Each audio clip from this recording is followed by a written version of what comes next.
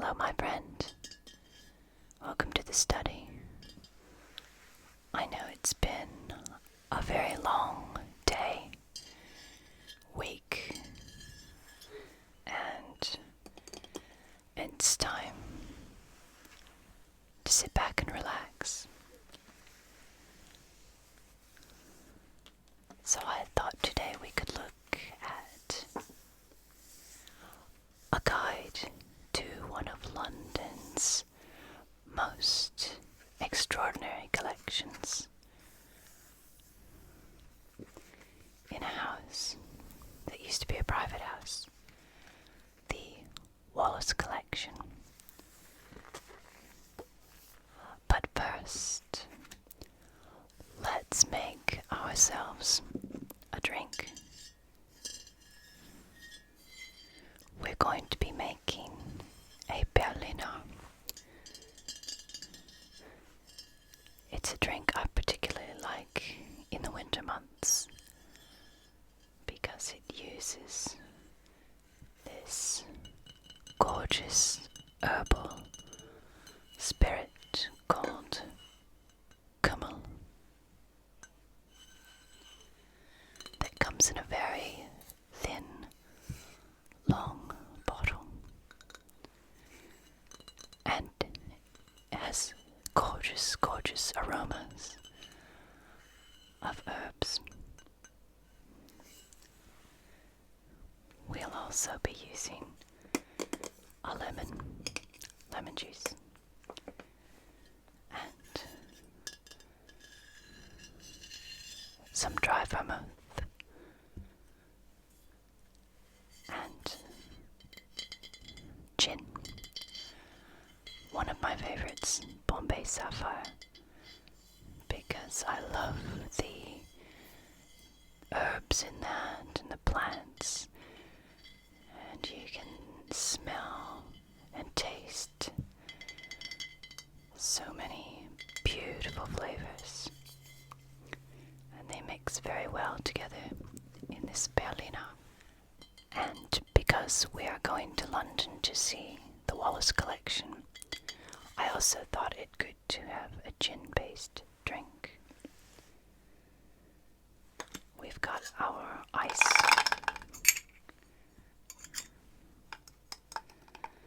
in the shaker, so we'll start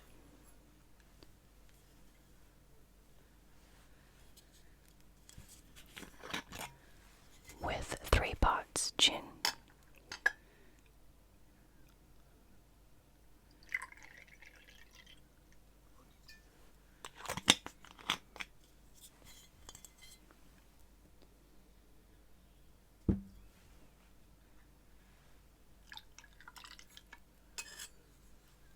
and 1 part of everything else.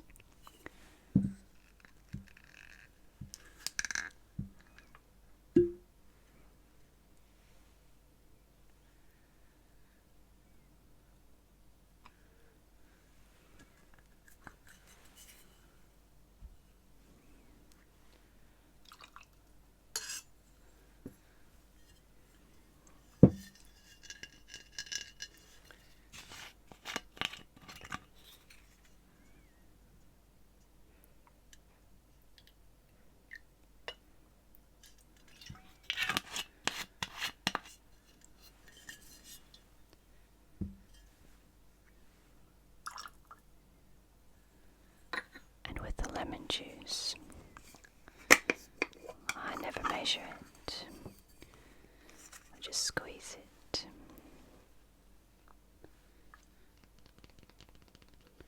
A nice lemon here. I love freshly squeezed lemon juice.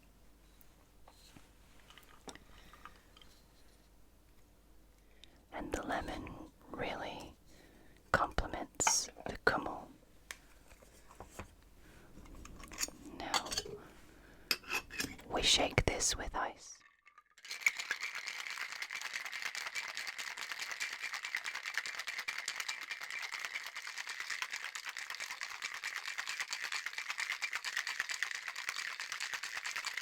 I want to shake that until there's There's proper frost on the shaker. And then strain into a cocktail glass. If you like, you can garnish it with lemon. But it's a very beautiful aromatic drink. Chin chin.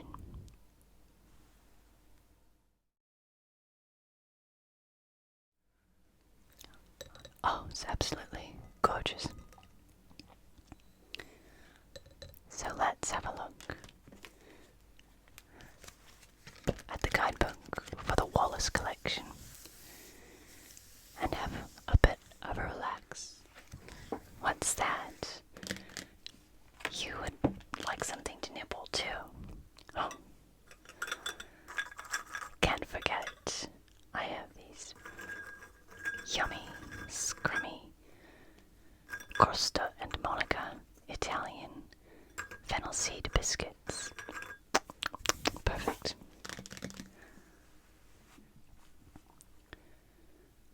Perfect to go with a nice chilled mixed Berliner and our booklet.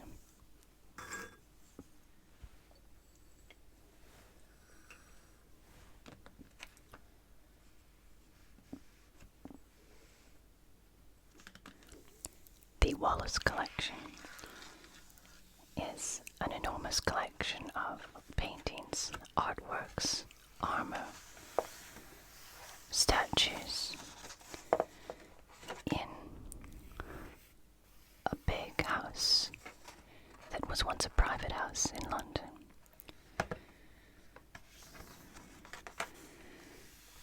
The Wallace Collection is one of the most outstanding small art collections in the world. Its fame is based on the quality of its artworks. Its French 18th century art, princely arms and armor, and old master paintings are among the very best in each of these areas. It is home to some of the world's great masterpieces. The works are shown in a former townhouse of the Hertford family. The collection was formed over 5 generations and given to the nation in 1897 by Lady Wallace, widow of the last descendant in this branch of the family. In the 19th century, the family was based in both Paris and London, and the European character of the collection can still be felt today. Over more than a decade, the refurbishment of the building has been ongoing. As a national museum, the collection has no endowment fund and relies on a grant from the government. Here we can see the floor plan.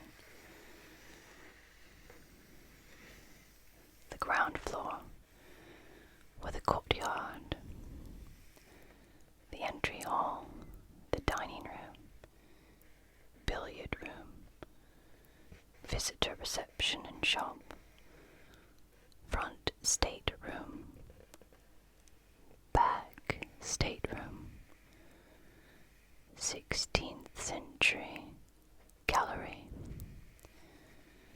smoking room, European Armory, 3, European Armory, 2, European Armory, 1, and Oriental Armory.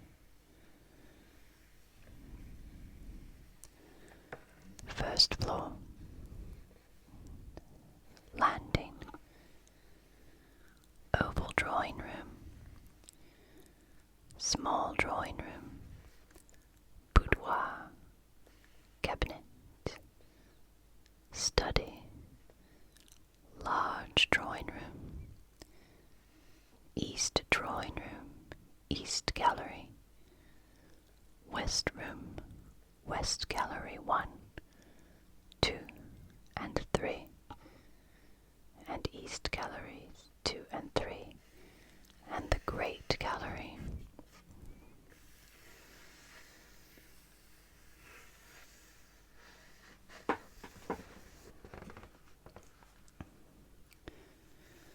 Lower ground floor. Aranda Visitors Library, Meeting Room, Conservation Gallery, Exhibition Galleries, Lecture Theatre, and Mary Weston Studio. And here's a list of the most famous artworks and where you can find them. In the back stateroom is a chest of drawers or a commode, Sèvres porcelain and inkstand, or an inkstand out of Sèvres porcelain. Time for another sip.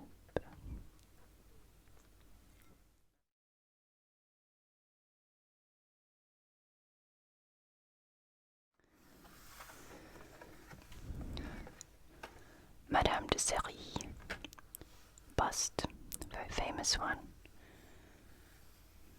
A lot of famous things, they're very small, so we'll look at the bigger pictures.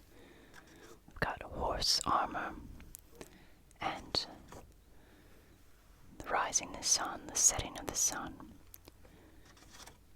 the Laughing Cavalier, the Swing by Hopkner, Harlequin, and the Rainbow Landscape by Rubens. And here we have the first Marquis, Seymour Conway, purchased successful diplomatic career and formed a close association with the royal household. That's the Marquis of Hertford in 1793. The second Marquis here, Francis Ingram, was a talented politician, and his wife was the great friend of the Prince of Wales.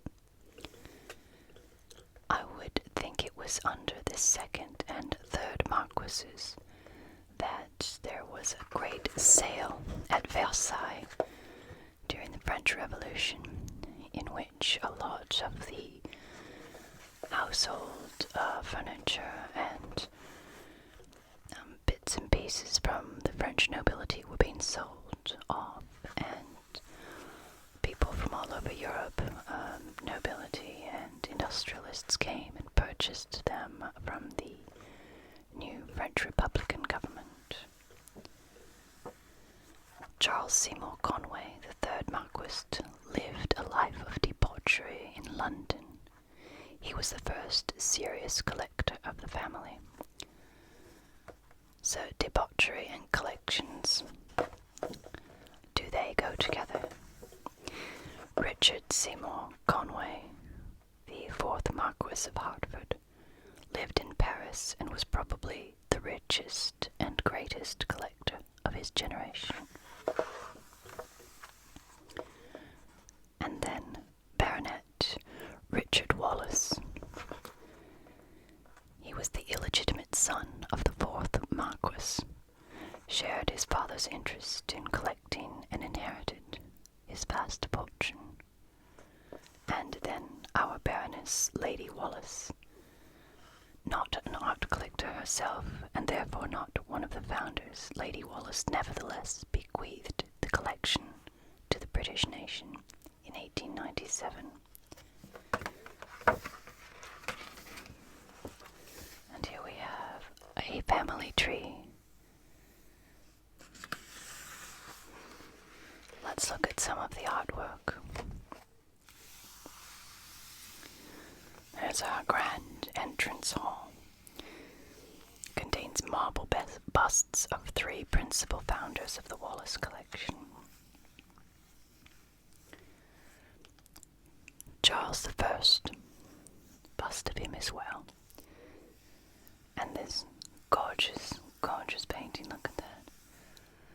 Oh, he's got the animals' expressions so beautifully. This is by the artist Edwin Landseer. The Arab tent. As you can see, these animals are in a tent. There's a mare and her foal, and 2 dogs sleeping, some carpets and greenery above them, and 2 monkeys. Look at that, hiding in the palm leaves on the tent.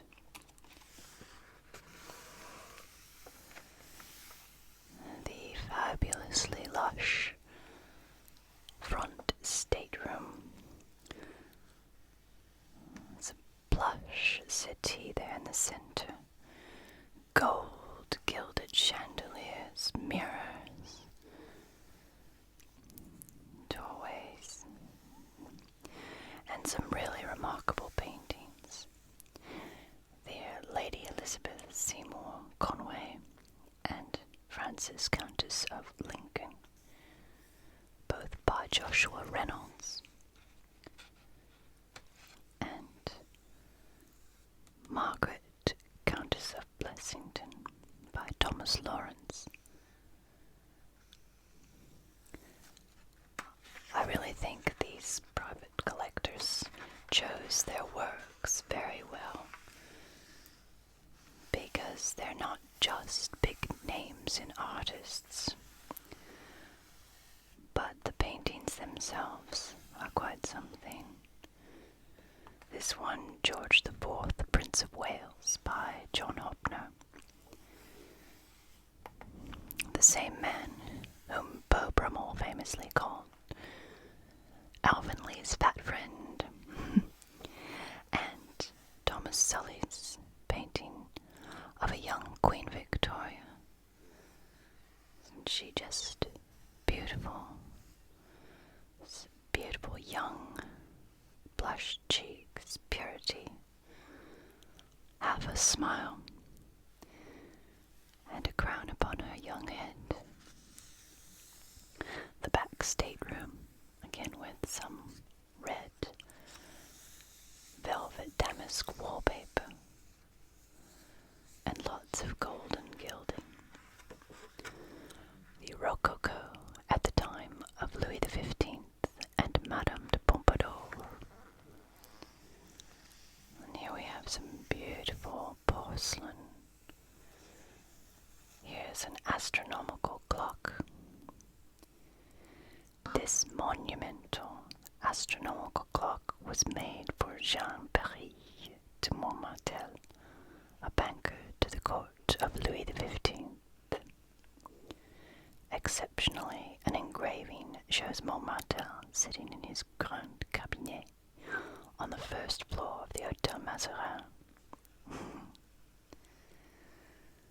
And there we have some black cherubs, probably carved in ebony.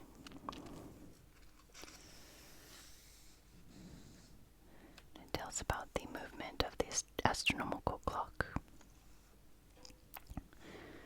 designed by the inventor Alexandre Fortier and made by Michel Stolberg.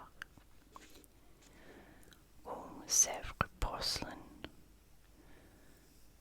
Very, very famous porcelain, and this one is an inkwell in the shape of 2 globes. The Sèvres porcelain inkstand dates 1758 to 1759. It was given by Louis XV to his daughter, Marie Adelaide, terrestrial globe, and contained the inkwell. The crown of France contained a bell,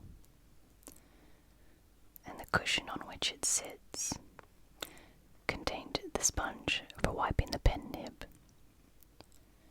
and the celestial globe that contained the gilded orb of a sandshaker, or pounce.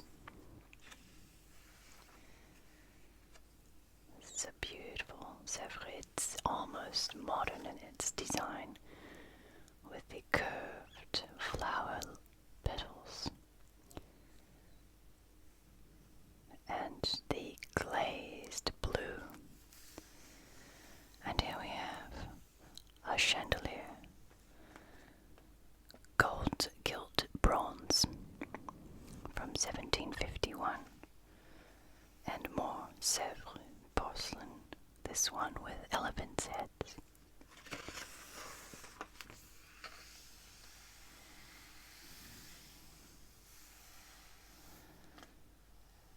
Some more paintings depicting still life or hunting.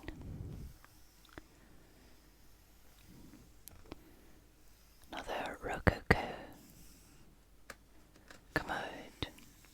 And now we come to the dining room. This beautiful neoclassical designs, curtains, swags, striped wallpaper, and Corinthian capitals with a parquet wood floor. Some more portraits and the famous bust of Madame de Série.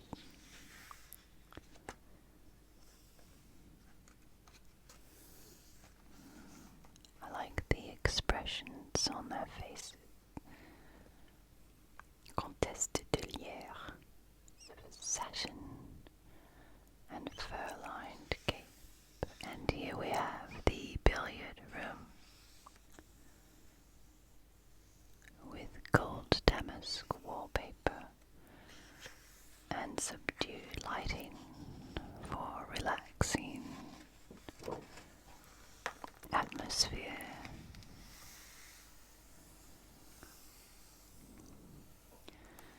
And André Charles Boulle made this wardrobe in 1715, very ornate with inlaid wood, gilding and a clock. Rendezvous de chasse. So they're meeting in the middle of a hunt, probably a secret assignation. The man sitting amongst the women, and one woman arriving on her horse, and woman looking at her mirror, 1720s. The light is quite striking there. Some very nice choices in this collection. It's not boring, is it? We have some more pieces of very ornate rococo furniture. And Jupiter victorious over the Titans. And Juno controlling the winds. Sculptures there by Alessandro Algardi, 1655 to 1685 for his dates. And then we come to the 16th century gallery.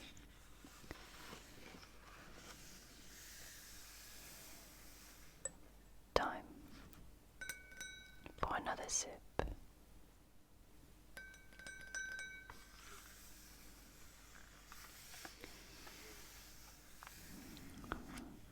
Charles IX, one of France's least distinguished kings.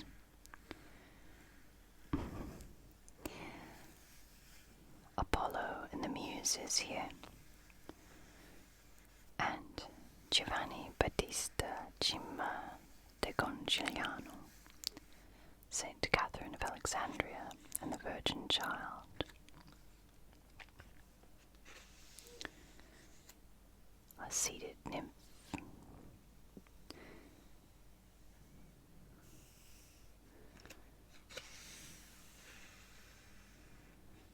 Venetian glass goblet.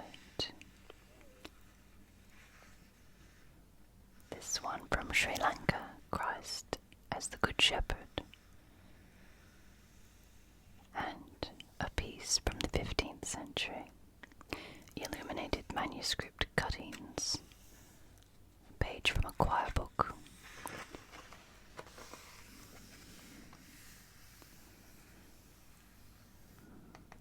Pieter Porpoise, an allegory of true love. So we have again people meeting in the countryside, and this is 16th century. You can almost tell by the clothes they're wearing. They have some bread and fruit and perhaps wine on the table. And you can see that the women are very well endowed here and not very well covered. There's Cupid here. There's a lot of hanky-panky going on in the woods. There's a miniature portrait and a standing salt and cover. So for a salt, smoking room.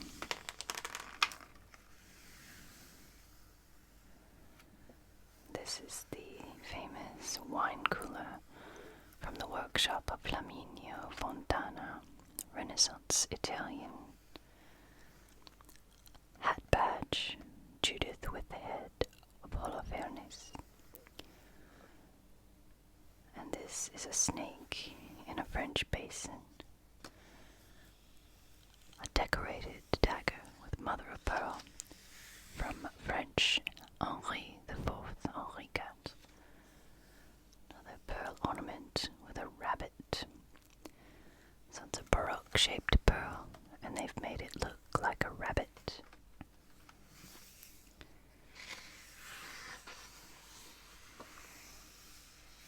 Oriental Armory.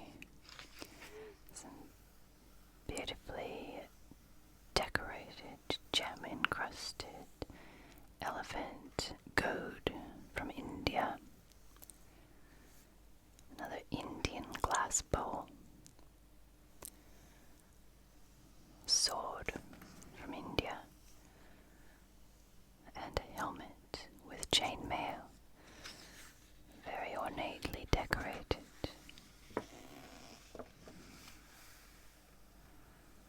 The Arab tale teller, almost like Scheherazade. So he's telling stories, and the men are gathered around listening, and there's a woman getting water. There's a very interesting dagger from India.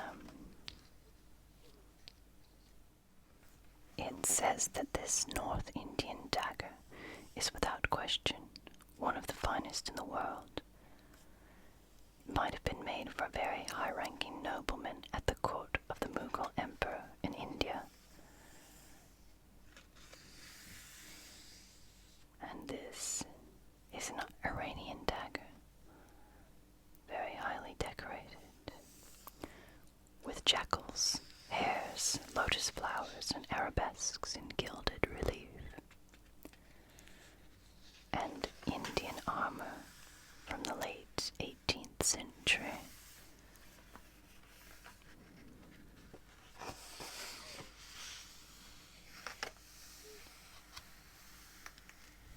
European Armory.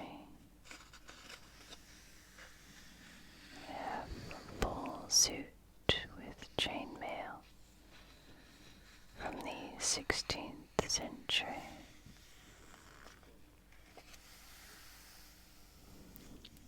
Helmets.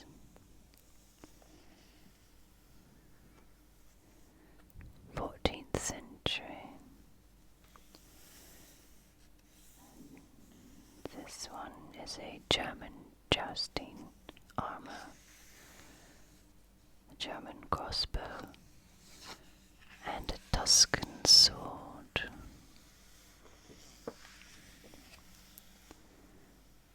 More European armor.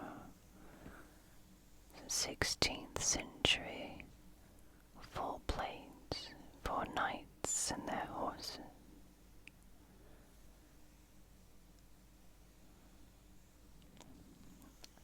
I can imagine the horse must have had to be very strong to carry the knight with all of his armor, and the horse's own armor as well. Very strong, very well built horse. Small 16th century armor.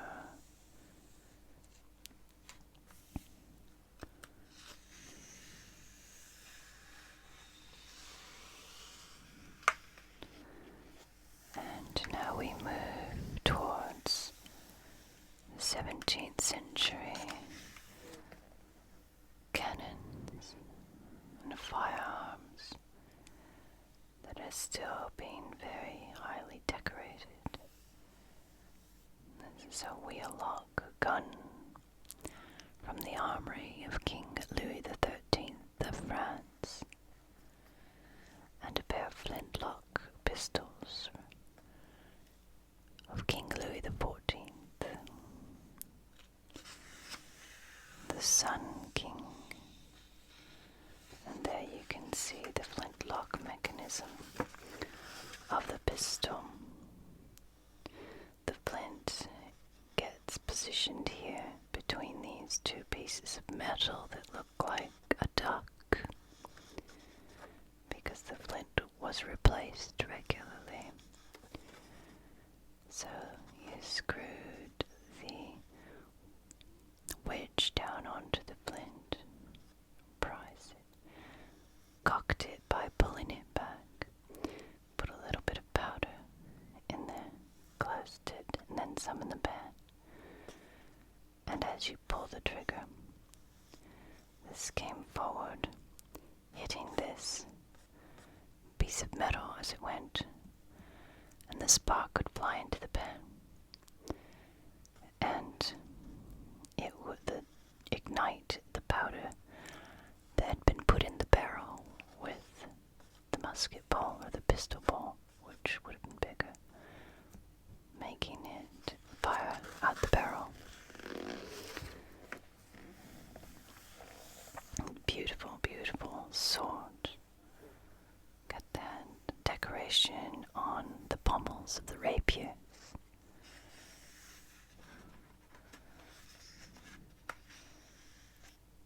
Spanish priming flasks, and another decorated flintlock.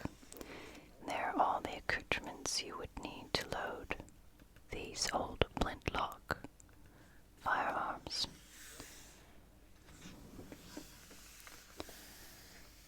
The landing. So the setting of the sun and the rising of the sun by François Boucher. Boucher, I love that name. François Boucher.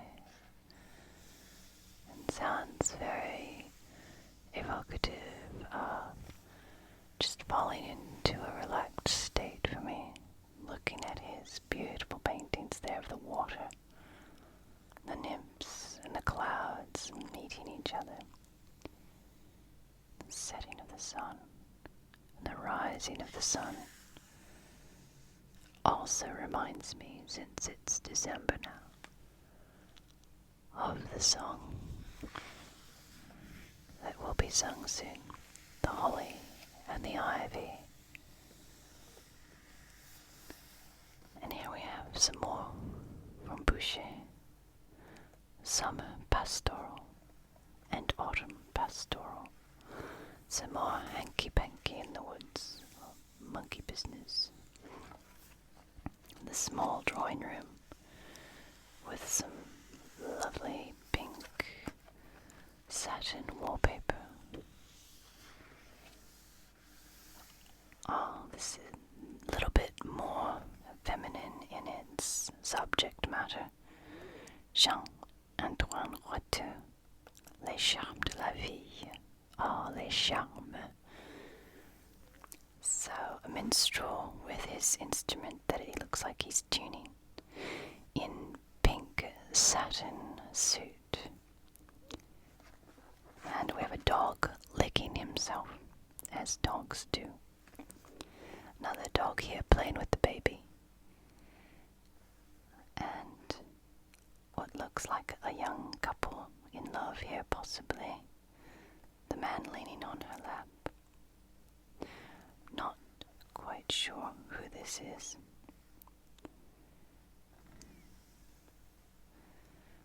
And one of these ladies is the object of the minstrel's affection.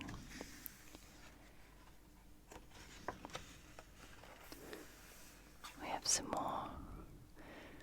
Voulez-vous triompher des belles? Someone in a suit of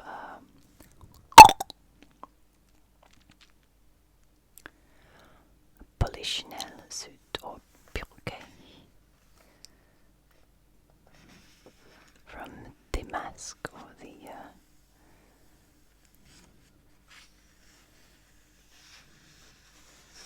famous French plays with Pierrot.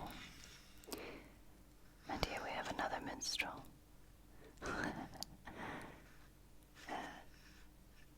The faces of the people and the things they're doing. Quite interesting.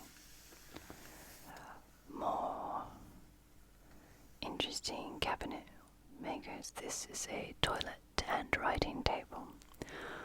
Toilet being the 17th to 19th century form of the word toilette, meaning all of your accoutrements for your morning ablutions, not the place where you do business. And the large drawing room with green wallpaper. Gonzalez Cook, a family group in a landscape. No one's doing anything untoward in this picture, not even the dogs. Another beautiful wardrobe here with gilding. It has a little bit of Eastern influence here.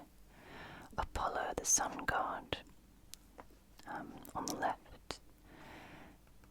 He pursues Daphne, who's transformed into a laurel tree. And her river godfather. On the right, Apollo orders the Scythian, who has a knife between his teeth, to flay Marsyas, who is bound to a tree, and whom he beats in a musical contest. And can we forget Madame de Pompadour, painted here in 1759 by Armand François Boucher. The gold lace and satin ribbons up the bodice, a rose at her breast, ruffles at her neck and sleeves, beauty personified. And another famous one, the swing, where there's a lady in complete abandon, enjoying herself on a swing, looking at her adoring lover. And behind them, her husband, who seems to be quite unaware of this affair that's happening, is on his way there. And her shoe is flying off into the air. Roll-top desk and clock called the Avignon clock.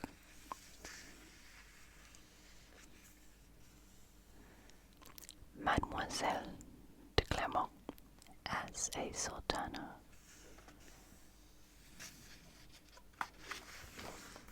It's Arabian.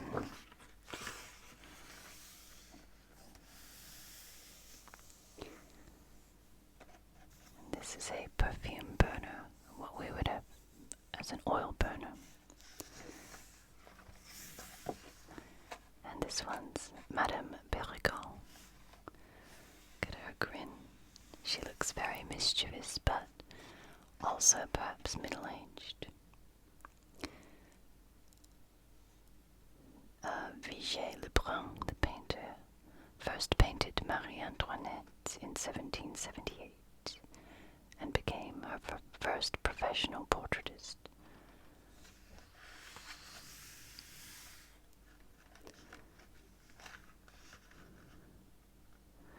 So this was a female artist, Elisabeth Louise. It was partly due to Elizabeth's relationship with the Queen that she was received into the French Royal Academy in 1783 and left Paris in 1789, escaping the Revolution.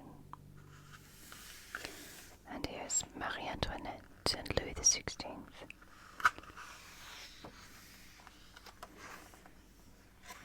Another beautiful painting. The Souvenir, a memory. There's a young girl in her pink satin, bare feet. Perhaps a slipper, it's very pink. Carving something in the tree. And her little dog watching her. Here we have some more Sèvres porcelain. And this one is for ice cream.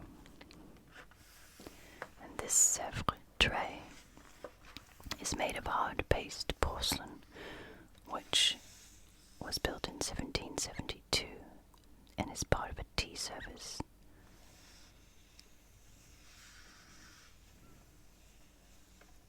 Shows a marine battle scene with sea monsters attacking the sailors who have fallen into the water. It's a bit grim. The boudoir cabinet. There's a snuff box. And another snuff box. It's miniatures there. There looks like the painter's family. Two beautiful daughters and a baby boy. And this miniature is lovely. I love the way the light illuminates his face. Another scene on this very fancy snuff box.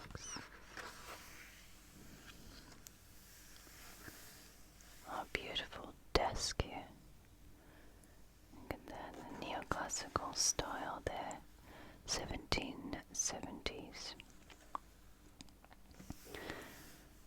Another Reynolds, Joshua Reynolds, Miss Jane Bowles with her puppy dog. And the broken mirror. Oh, she's at her dressing table getting ready. Her hair has not been put up, it's hanging loose, and the mirror is down the floor next to another puppy dog. Look at this blue wallpapered room with fabric on the wall and the beautiful Republican style neoclassical pieces and paintings, including a silver gold gilt service from Augsburg and a chest of drawers by René Dubois. Now we have the famous portraitists Reynolds and Gainsborough. This one's Mrs. Robinson Perdita, again with a puppy dog, a little Spitz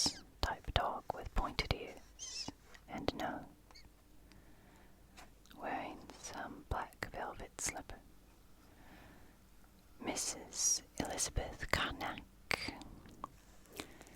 and Nellie O'Brien by Reynolds, again with the light illuminating the face and décolleté. West Gallery. You have lots of pictures of Venice and paintings by the famous Italian Francesco Guardi. Look at that. It's like looking out of a window. They're so detailed, and the light illuminates the sky. West Gallery. There we have some children playing with an old man and a dog.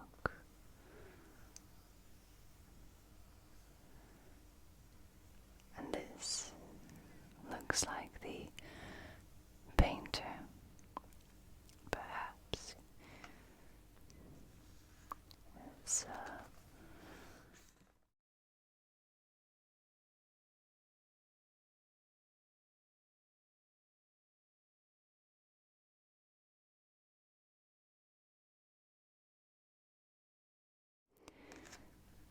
It's an English painter, Richard Parkes Bonington, and it's called Henry IV and the Spanish Ambassador. We can assume the Spanish ambassador is here, and there's Henri playing with his children on the floor.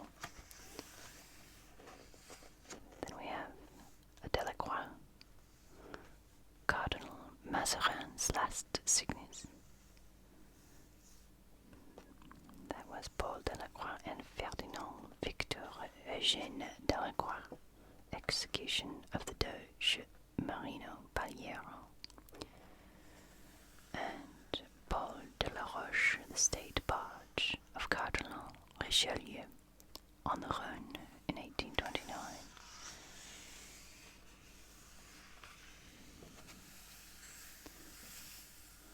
Some more colourful paintings. Meissonier, Polichinelle, a lovely one there. Meissonier, famous for a lot of his horses. Both of these Meissonier, some colour and depth. We've got the green woods in the background, the side of the building, and these bright colours. And here two men, an artist showing his work.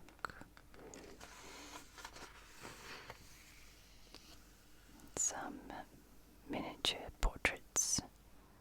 Napoleon Bonaparte, Duke of Wellington, Empress Josephine, and the Empress Marie-Louise and her son. The self-portrait of the artist Jean-Baptiste des Abeilles and Madame Dugazin. The wounded trumpeter and the dog of the regiment.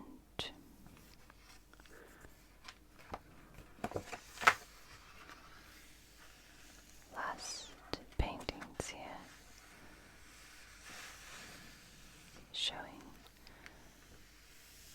mythological scenes as well as everyday life, and the East Galleries. There's some more very interesting portraits, a Rembrandt self-portrait.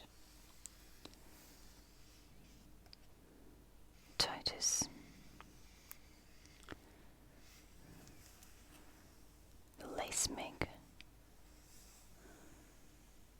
Lady reading a letter. And a boy bringing bread. All from Dutch artists. More Dutch. A family celebrating the birth of a baby.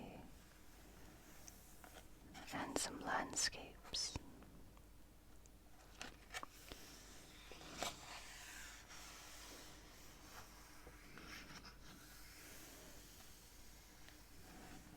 More biblical and mythological settings, and the great gallery lined with paintings.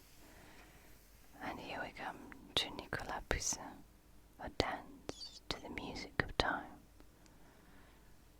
Very interesting painting there, with Apollo crossing the sky with the sun. Old man Time playing his lyre. The god Janus looking both forward and back. And the dance and the expressions on the faces of the dancers are very interesting. Hercules and the centaur. It's more classical, mythological subject matter. Titian, Perseus and Andromeda. And one by François Lemoyne. Same subject. And here's my favorite, Franz Haas, the Laughing Cavalier. Very interesting figure. He's got a mustache that are swept up. He's wearing no end of frills here with his embroidery and lace and fluffy collar, curly hair, big hat, rosy cheeks. He might look as if he is smiling,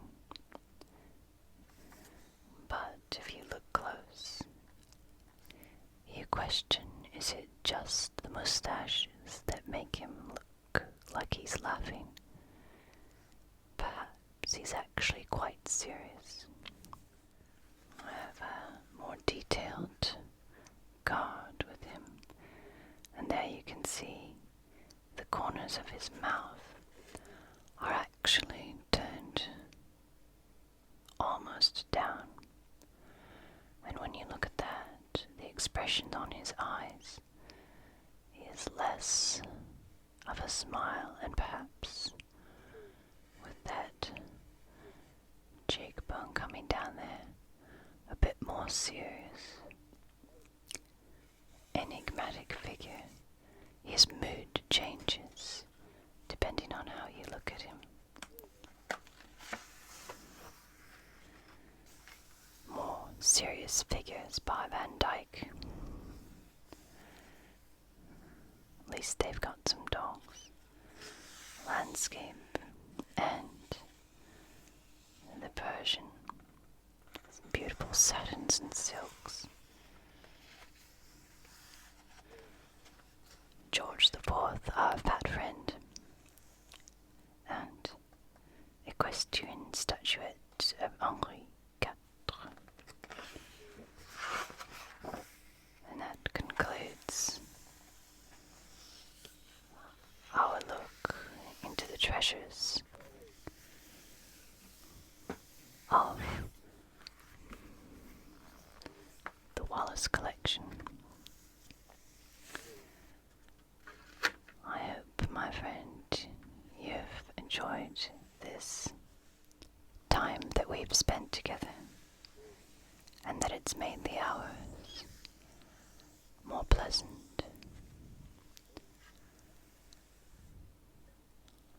I wish you a very relaxing evening. Be good to yourself. Be kind to others. And as always, like our Cavalier, be extraordinary.